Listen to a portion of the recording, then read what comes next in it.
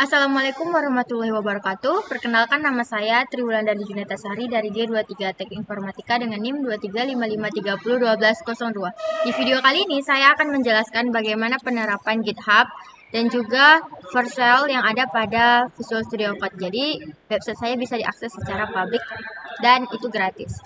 Nah, yang pertama kita masuk ke bagian Visual Studio Code.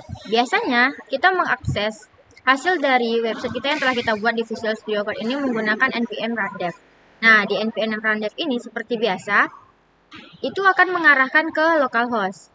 Jadi, localhostnya seperti ini. Yang localhost. Nah, ini adalah yang npm rundev. Jadi, ketika kita masuk ke npm rundev, seperti biasa, dia akan mengarahkan ke localhost. Nah, localhost ini berarti tidak bisa diakses oleh pengguna yang lain. Jadi, bagaimana caranya kita bisa membuatnya bisa diakses? Itu kita pertama kali masuk ke bagian GitHub. Nah, di GitHub ini, awal mulanya itu kita membuat dulu sign-nya, kita membuat email kita di GitHub. Selanjutnya, setelah membuat email, kita masuk di bagian nih repository. Jadi, kita membuat repository baru. Nah, di sini kita masuk create new repository. Jadi ownernya ini saya. Jadi kita harus masuk dulu ke email yang kita buat.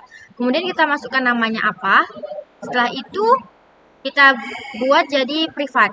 Nah, kemudian terakhirnya itu kita create repository. Jika sudah tercreate, itu akan tertampil pada bagian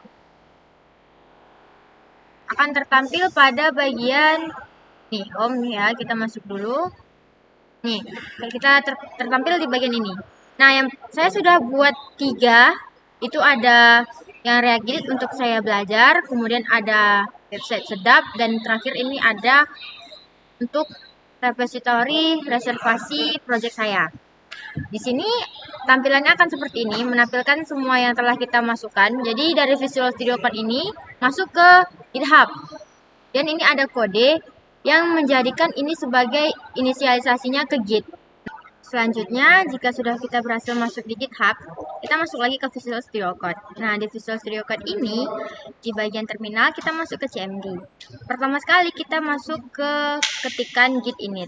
Setelah itu, dari git init, kita bakalan masuk ke repository yang telah kita buat di GitHub. Selanjutnya, kita masukkan git config username Sariu untuk memasukkan identitas kita. Masukkan juga emailnya apa, lalu kita ketikkan git status. Nah, untuk melihat apakah sudah benar yang kita masukkan ini, si Sariu dan email ini, kita masukkan kode git config triple kali list. Nah, ini kita enter aja. Tuh, udah kelihatan email dan username-nya. Kita klik key. Nah, jika sudah, kita masuk ke kode program yang ini, git remote add origin http github. Nah, di mana kita mendapatkan link ini? Link tersebut didapat di bagian ini, GitHub. Jadi di bagian GitHub tampilan awal yang repository setelah kita buat, itu ada paling kanan ini warna hijau, itu ada kode. Silahkan disalin. Nah, ini untuk menghubungkan antara si GitHub-nya ini dengan Visual Studio Code kita, dengan web yang telah kita buat. Nah, di sini. Selanjutnya, setelah itu telah dijalankan, kita ketikkan lagi git remote ministry. Jadi, kita sudah menjalankan atau agar bisa diakses secara remote. Karena sebelumnya belum ada ngapa-ngapain, belum ada commit, belum ada nge-push. Jadi, pertama kali setelah kita membuat repository itu, kita harus bikin yang namanya kode git push min set upstream origin master di terminal tadi. Jika sudah dijalankan, barulah kita bisa mengedit atau melakukan perubahan di website kita. Selanjutnya saya menampilkan website yang telah saya buat. Nah, di sini kenapa sudah masuk ke reservasi Vercel? Nah, kita memiliki yang namanya project di bagian web Vercel. Nah, ini merupakan platform gratis di mana kita bisa mempublikkan website yang telah kita buat di Visual Studio Code. Caranya itu, kita masuk di bagian ini.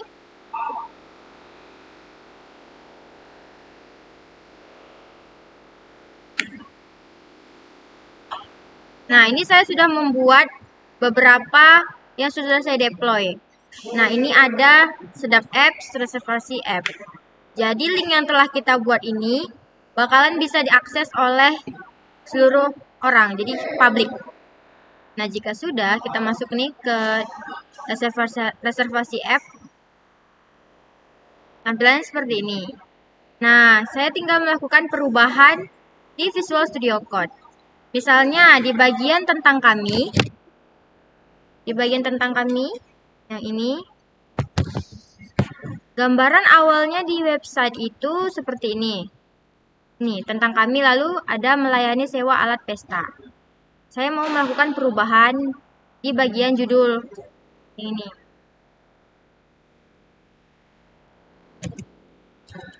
Melayani sewa pesta. Jadi saya hapus yang alatnya. Tuh, kelihatan ada perubahan. Jadi warnanya itu bakalan menjadi kuning. Berbeda dengan yang file yang lainnya. Selanjutnya, kita masukkan kode git add spasi titik.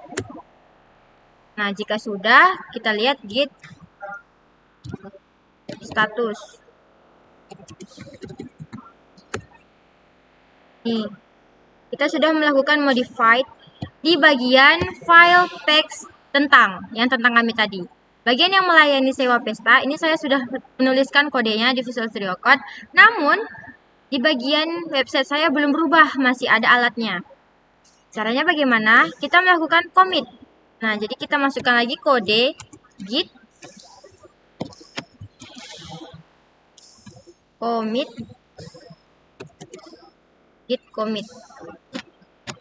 min m, masukkan pesannya, merubah judul.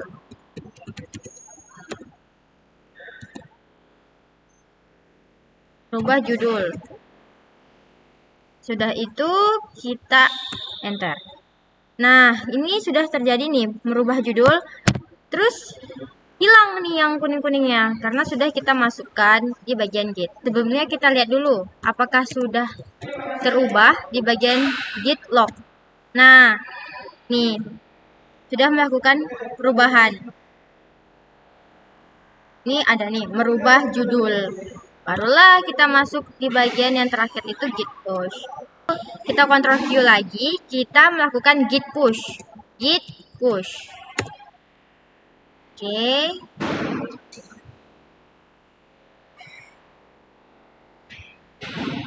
Oke, nah tadi itu klik-klik aja yang select-selectnya. Ini sudah mengarahkan ke master. Kita lihat lagi git log-nya. Nah, nih sudah melakukan perubahan, yaitu merubah judul. Berarti kita lihat lagi yang di bagian GitHub. Apakah sudah ada commit? Nih, 2 menit itu. Jadi kita sudah melakukan commit. Nih, merubah judul. Kita bisa lihat di bagian commitnya. Nih, terchecklist ya, merubah judul. Kita juga bisa lihat di bagian website yang tadi. Nah, website tadi itu kan dia melayani sewa alat nih. Coba kita refresh. Tuh, melayani sewa pesta, yang alat tadi hilang. Jadi kalau misalnya kita ingin melakukan perubahan, lakukan yang tadi, yang git add, lakukan dulu perubahannya, kemudian git add titik. Setelah itu berikan lagi namanya git commit min m, judulnya apa yang telah kita lakukan perubahannya. Baru git log ini untuk melihat di bagian terminal ini. Jadi kita bisa lihat dulu apakah benar sudah terubah atau belum. Tapi kalau misalnya dari git log ini belum kita lakukan git push, itu di bagian GitHub kita belum ada perubahan, belum ada commit. Jadi memang harus adanya ini git push. Dia akan mengarahkan ke master. Nah, master itulah yang tadi kita buat kodenya, biar dia mengarah ke sini. Ini dia master. Baik, cukup sekian video penyampaian saya mengenai GitHub, Vercel, dan website saya, yaitu Project Reservasi. Lebih dan kurang saya mohon maaf. Saya akhiri dengan wassalamualaikum warahmatullahi wabarakatuh. Terima kasih.